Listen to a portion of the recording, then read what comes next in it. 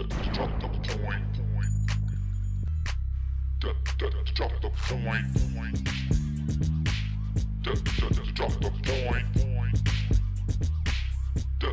Drop the point. No zero ham bone. Gonna drop the point. Drop the point. No zero ham bone. What is the point? Drop the point. Hello world and welcome back to another episode of Drop the Point. I am Hambone and I am joined by none other than Null Zero. What up, Zero? Not much, man. Drop the heroes. Yeah, that's it. Wow, he showed a little bit of restraint there. I was waiting for the rest of it, but I guess we'll have to do without. I almost said get with the Star Wars, but we'll talk about that here in a minute.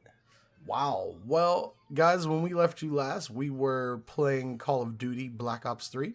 Null Zero, Too Loud, and myself have all really taken a liking to that game, and it's filling up a lot of our time.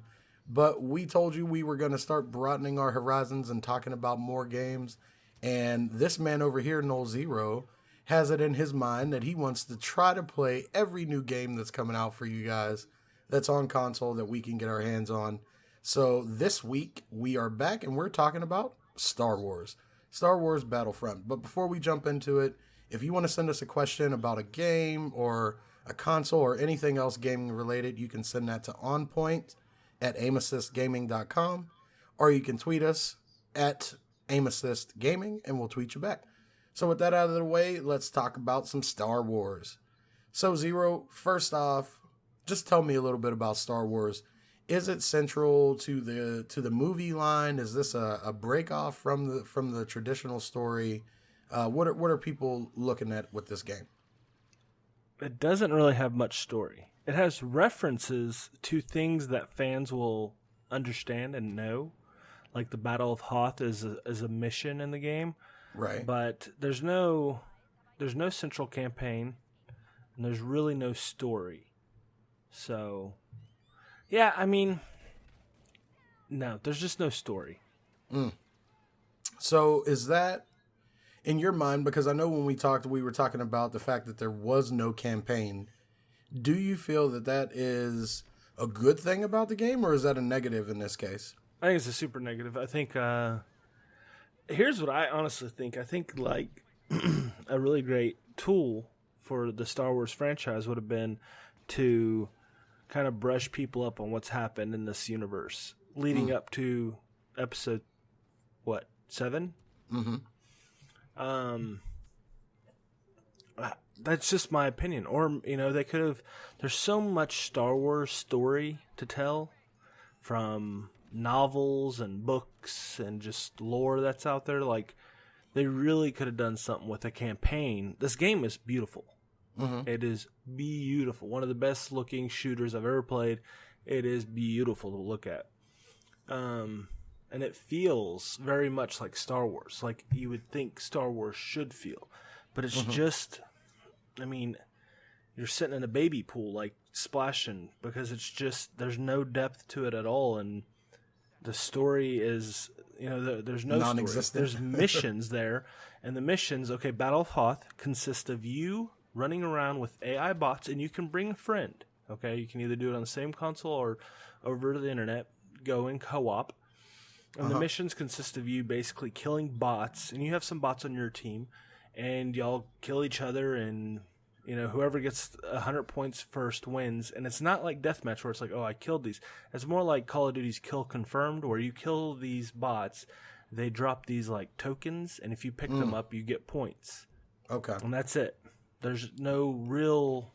That's called the Battle of Hoth mission. It's like there's no Hoth mission there. Like you're just on Hoth. Like it's not an actual battle. Right. So it's more so of a training mission to get you acclimated to the controls and moving around and stuff like that, and something is that you can do offline or with one friend. But I did think it was weird that it's only one person. I mean, even Destiny has 3 people that you can do stuff that's PvE related, and here we're talking about one person, and it's not an actual mission. It's more of a training simulation on a planet. That's pretty strange.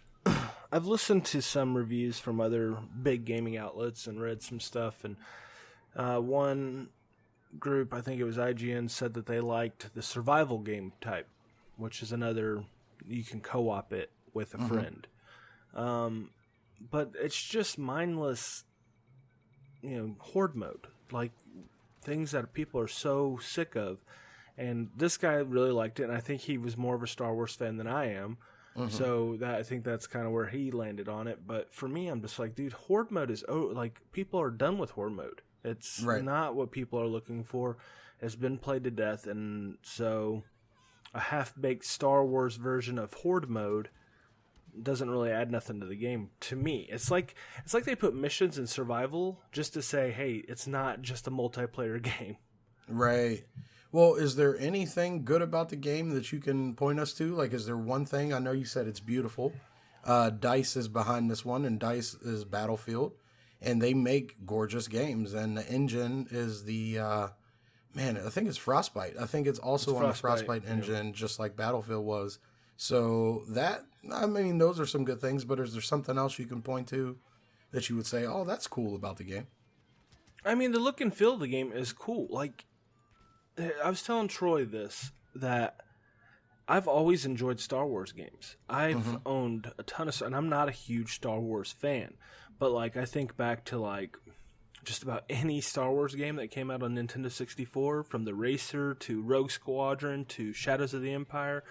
I played all the Super Nintendo ones. Like, I love Star Wars games. They're a lot of fun to play, most of them. Right. I even played some of the newer stuff with like The Force Unleashed. I played KOTOR. All these Star Wars games, enjoyed a lot of them, and this one I felt like had a real huge potential because one, it was beautiful, two, it handles well. DICE knows how to make good games, but it's just it feels like such a generic shooter when you're playing it. Like, it's like they took a really, really, really polished generic shooter and slapped Star Wars over it, and it's like, ship it, done. But maybe that was the intention, because I've been watching some people, and what if that's who it's for? What if it's for the Star Wars enthusiast that's like, it's a Star Wars game, I have to have it. I was watching Pone Star, and he even said he plans to keep this game so that his kids can play it coming up here, just because he wants them to live that lore and have that experience inside of Star Wars. So what lore? There's no lore in this game. None? I mean, there might be some. And there's a diorama that you can unlock stuff for, but this game, the unlock process and everything is just mind-numbing, dude. It is excruciating. Okay? It's slow. It's the battles. The best thing I can say is this game nailed what it probably should nail, but is also like its big factor that kills it. And that is, if you think about like the clones and all that, like the stormtroopers and then like the rebels, like when they're like in the movies, when you got your focal points like, Luke Skywalker, Han Solo, Princess Leia, Darth Vader, all that up in the forefront, these guys are in the background pounding at each other with lasers, right? And it makes this great feel because there's this battle going on around these central characters, but now you're playing the background noise of the movies. And so in one respect, it's like, dude, y'all nailed it because y'all nailed that. But this bad part about it is they nailed it, and that's exactly how you feel playing multiplayer. It's like you just feel like the background noise of the movie. Right. And then you play game types where, one person can turn into like a hero, and then you get your face melted by like Luke Skywalker or Darth Vader, and there's nothing you can do really with one life, like not just one life, but like without dying to the hero. There's nothing you can do to stop that hero from melting your face multiple times, except stay away from them and hope that you can shoot at them from far enough distances to drop them. Right. And that's not necessarily a terrible thing, but I don't know. It's just, I'm not a big guy on KD. Like, I'm never like, oh, look at my kill death ratio. But this game, you can't even be like that because you're going to die a bunch. And even when you do have a good game where you're like, I had a game where I was like 30-5, and I didn't feel like what I was doing was that important to my team winning. And I was just like, okay, well, I killed a bunch of guys, I got a lot of credits, and we won, but yay, team. Like, I don't know. It's just, to me, it's like if you're trying to capture the Star Wars group, it's a big group to go after, for sure. But they could have, to me, they could have made it something special, and it's not special. Well, the one thing that I want to ask you before we get out of here is that when you look at the marketing standpoint of this, you know, I'm always going back to the psychology and the marketing of these games. Is this another EA has their hand all in the pocket? Because you look at something and you see that, oh, there are only 6 playable heroes right now. Is this something that later on down the line they're going to actually release missions and more heroes? Obviously, there's going to be DLC with new maps, but it seems to me, because I've played a lot of Battlefield, that they're boxing it up, getting it the generic version of the game, and a couple months from now, you're going to see a $15, $20 DLC that's going to make this game amazing. They're already pushing season passes. If you go into your menus and click on season pass, it shows you 4 spots for the next 4 expansions. It doesn't tell you, it says coming soon, details coming soon, so you can't actually see what's going to be in those. Unfortunately for Star Wars fans, well, fortunately and unfortunately, I think it's both things, as they're about to get pummeled with a ton of Star Wars. Disney said that they're going to release a Star Wars movie every year until there's no demand for it. They're going to basically just run the series into the ground. Then, you know, EA's got this game, and it's a good start. They could definitely turn it. I just think they're going to pummel these Star Wars fans for every dime they have. And it's going to be in Battlefront. It's going to be in the movies. It's going to be in the merch. And people are going to eat it up for a while. And they're going to make a ton of money on it.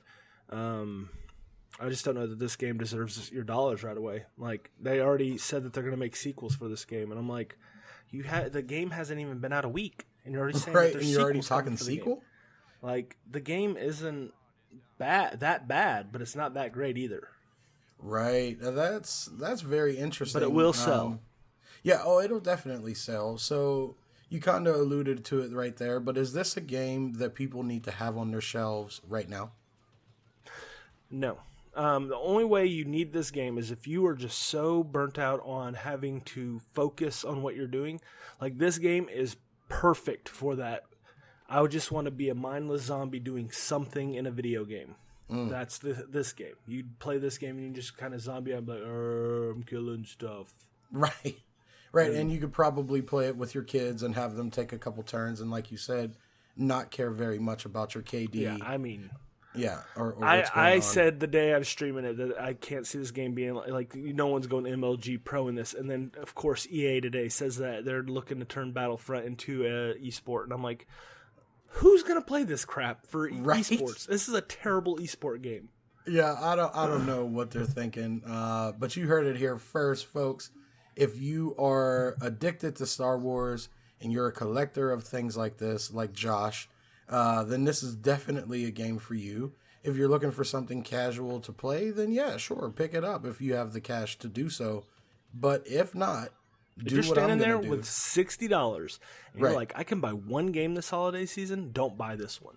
Do not make this the game you buy. You heard it. You heard him say it. For me, I will be checking at the end of this month to see if there are some used copies, because I'm sure somebody else out there felt the same sentiment towards the game that Untitled did, so I'm sure there will be some used copies around. So I'm gonna wait to see if I can catch it on sale for like $30 or something like that, but I'm not gonna pick it up right away. But that's gonna do it for this episode of Drop the Point. I want to thank you guys for listening. Don't forget to leave a comment down below letting us know if you picked up this game and what you think of it. If you like these types of conversations, you can check us out every week. Download us on iTunes by searching Aim Assist Gaming. Check us out everywhere on all the social medias at Aim Assist Gaming. That's going to do it.